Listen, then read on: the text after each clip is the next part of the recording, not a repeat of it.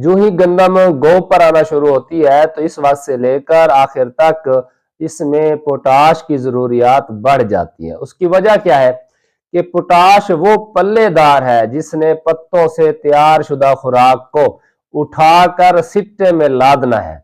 यानी अगर पोटाश की कमी होगी तो पत्तों में बनी बनाई खुराक भी पूरी तरह सिट्टे में ट्रांसफर नहीं हो पाएगी।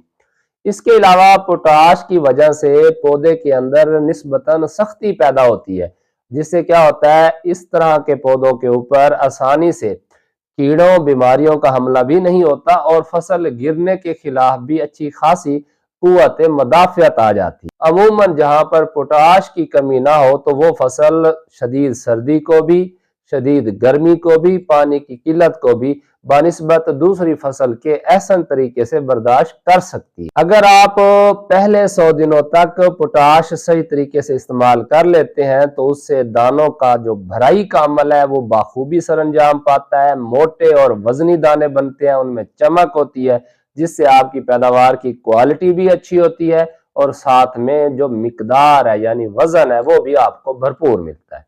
बहुत सारे दोस्त कहते हैं कि हमने तो कभी पोटाश का इस्तेमाल नहीं किया मगर फिर भी 50 मन प्लस पैदावार ले लेते हैं गंदम की। जी हाँ, ये बात मुमकिन है क्योंकि पोटाश का रवाज हमारे यहाँ इतना ज्यादा नहीं है। हमारे बहुत सारे काश्तकार पोटाश इस्तेमाल नहीं करते क्योंकि हमसे तो फास्फोरस और नाइट्रोजन ही पूरी नहीं हो रही।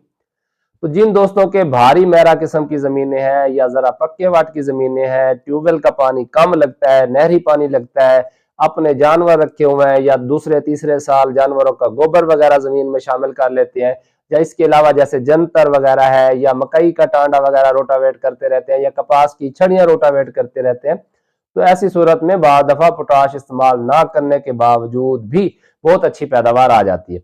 मगर अगर आपका कमजोर रकबा है, रेतला रकबा है और वहां पर सिर्फ ट्यूबवेल का पानी ही लगता है, तो फिर मेरा आप दोस्तों को मशवरा है कि पोटाश का इस्तेमाल लाजमी करें। बेशक इस साल आप थोड़ा कर लें, यानी आप 12.5 किलोग्राम जो आपको हल पजीर पोटाश मिलती है आप वो फ्लड कर लें 2 किस्तों में अगर कमजोर रेतला रकबा है। तो अगर आपको अच्छे रिजल्ट मिले तो अगले साल फिर आप इसकी मिकदार मजीद बढ़ा लीजिएगा, क्योंकि मैंने पहले भी कहा है कि पोटाश का और नाइट्रोजन का आपस में बड़ा मस्बत ताल्लुक है, ये एक दूसरे की अफादियत को बेहतर करते हैं।